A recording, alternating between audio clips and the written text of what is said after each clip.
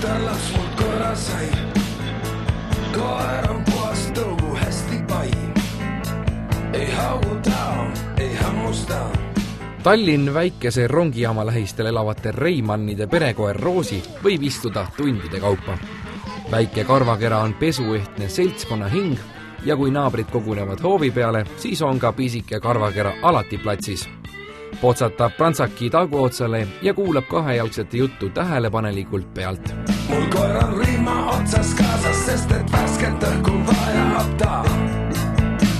Ka Reimannide diivanilauakese taga on Roosile koht alati reserveeritud.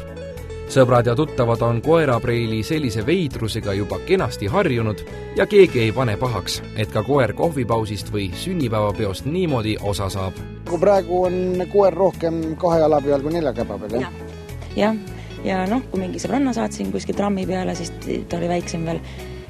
Tramm oli esiteks hirmus, müra oli hirmus, eks ta kartis ka, siis ta vaatas, et kõik inimesed seisavad püsti, siis ma nägin esimest korda, kui ta seltskonnas niimoodi samamoodi meie kõrval seisis püsti, siis ta on umbes sama pikk või võib-olla see on siis mingi tema mõtlemine ennast suuremana näidata, aga siis ta seisab samamoodi meie kõrval lihtsalt. Katri aga mingit imeta alatasa 2 jalal ringi siiberdavas või istuvas Roosis tegelikult ei näe. Perenaine arvab, et tegemist võib olla lihtsalt ühe väikese koerakavalusega. Kuna ta oligi selline väiksena pidanud võitlema kogu aeg endale sööki välja ja siis mul oli nagu ehitus, teise korruse ehitus. Mingi 30 ehitajat oli kindlasti edasi-tagasi käimas, lõunaga toodi mingeid pirukaid, söödi midagi.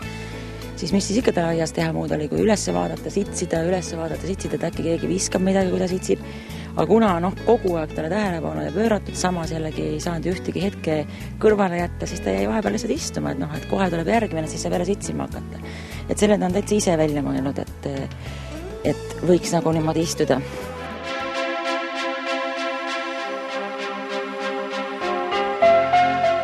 Reporter on Hagudi tänaval ka paaril korral varem käinud. Viimane külaskäik toimus mäletatavasti selle aasta märtsikuus ja siis sai uuritud, miks Eesti Energia mehed naabermaja ainukesel seaduslikul elanikul Leili Tuumel voolu välja võtsid. Konk seisnis selles, et kuigi Leili oma arved korralikult kinni plekkis, siis omavoliliselt maja hõivanud tegelinskid ei teinud seda mitte ja varastasid elektrit. Eesti Energia üritaski siis Leili kraesse kogu santlaagri kulud kirjutada. Aga ma olin šokis, kui meil pandi kinni elekter ja vesi ja me elasime alles korteris sees. Et see oli šokk minu jaoks, mul on olene laps. Tookordset lugu tehes jäigi reporterile Roosi silma. Istus teine kannatlikult lumehanges ja vaatas toimuvat uudisimulikult pealt. Nii sündiski mõte teha lugu ühest lahedast istuvast koerast. Ka pererahvas oli pika moosimise peale asjaga igati päri. Lumisest kevadest on aga pea märkamatult palav suvi saanud. Huvitav, kas tollasest teleloost ka kasu oli või peremehedsevad Hagudi tänav 22 majades ikka veel joodikud ja vanglakulid? Muutunud on nii palju, et osad on välja kolinud, osad on juurde kolinud. Aga see väide, nagu linnavalitsus väitis, et neid ei saa siit välja tõsta, kuna tulevad uued. Minu arust see liikumine käib siin täpselt samamoodi edasi, et tegelikult võiks selle maja ikkagi päris kinni panna, võiks sinna mingi valve vaja. Võiks tegelikult kas või siis pakkuda neid odavaid töökohti, siis et on mingi valvuri koht Hagudi 22 ja inimene saab sellest palka, aga see oleks igal juhul turvalisem kui see, et siin elavad inimesed, kellel pole mitte mingit õigust elada. Nad teevad õues lõket, nad ei maksa ikka ilmselt maksusid mitte kellelegi, mitte midagi. Ma ei saa aru, kuidas linn sellega rahul on. Roosi sattus Katri perre juba aastaid tagasi ja see oli koeralapse jaoks elu suurim vedamine. Mul on 2 toredat sõpra, kes käisid ühe sünnipäeval ja seal oli sellised väiksed koerapojad suurte koerte vahel ja siis need sõbrad ütlesid, et tegelikult on üks koer seal veel puuriida all. Et üks on valge, üks on must, aga kuna mul endal oli sellel ajal veel bullmastiff, kes musta värvi koeri ei sallinud, siis mõtlesin, et aga tooge mulle siis see teine valge ära. Ja niimoodi ta siis minu juurde sattus. Alguses muidugi ta vedas susse ja jalanõusid igale poole selle suure koera jalgade vahele. Ja kui ma seda ka riidesin, siis ta näitas nagu ninaga, et see on suure koera tehtud, mille peale suur koer siis korraks auotas, siis ta hea küll jooksis kassi majja peitu, et üldiselt ta on nagu kogu aeg hästi aktiivne olnud. Ema oli tal täitsa tõukoer ja ja isa oli selle tänava Valge Krants, nii et sealt on seda valget tulnud. Ja aga neile sinna peresse neid koeri kindlasti vaja polnud, et oleks olnud siis kas siis varjupaik, aga ma arvan pigem ikka uputama, et noh, neid... Eestis nii kombeks? Eestis nii kombeks, jah. Mis te teete Roosiga, kui emmet kodus ei ole? Mängite ka? Jaa. No, mis mängusid te mängite? Mängin minu toas. Peitust või?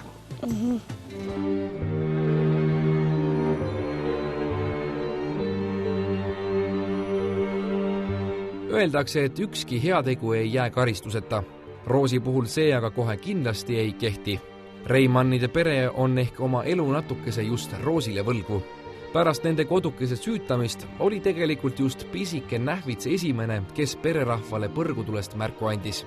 Alles siis tuli Leili Tuum aknale prõmmima ja kutsus kohale pritsumehed. Kogu aeg joovad raist. Ma ütlesin, et see on aja küsimus, kuna mul selle maja põlemas panema. Sellel hetkel ei olnud mitte millegi muul tähtsust kui see, et mul poeg jõuaks õue. Mina ei suutnud ise liigutada ennast. Tänu naabritele saime ka inimesed majast välja.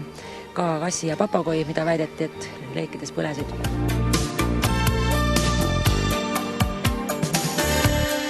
Tulekahjust on juba tükk aega möödas ja taastustööd käivad täie hooga.